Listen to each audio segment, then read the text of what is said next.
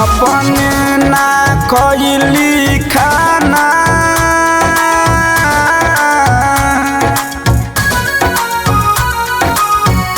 अपने ना खइली खाना सुत गइली तोहके खियाई एगो बिया बुढ़िया माई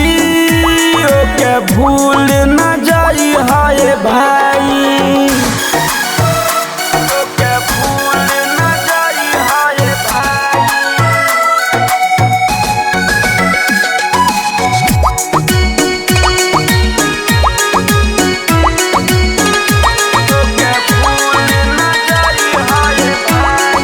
केतन कमाइब कुछ नहीं पाइब माई के बिना अधूरा माई के बिना अधूरा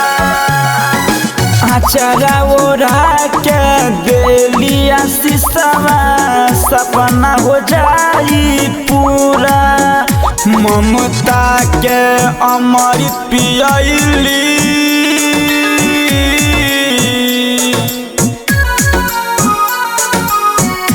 ममता के अमृत पियली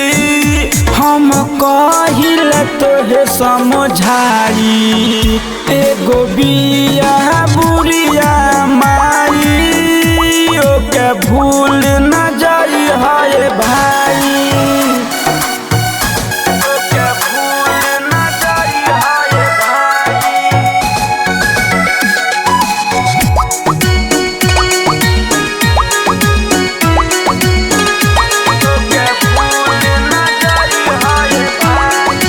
तोहरा के छोड़ी कही ना गइली रखली हतो ख्याल रखली हतो ख्याल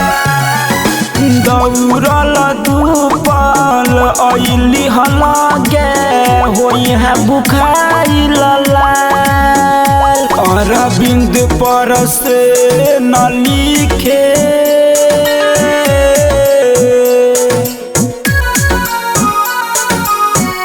अरविंद पर से न लिखे इहेनु बाट सच्चाई एगो बिया बुढ़िया माई ओके भूल न जाई है भाई अपने ना खइली खाना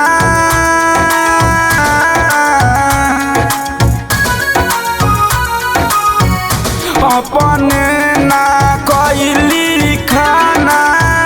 सुत गइली तोहके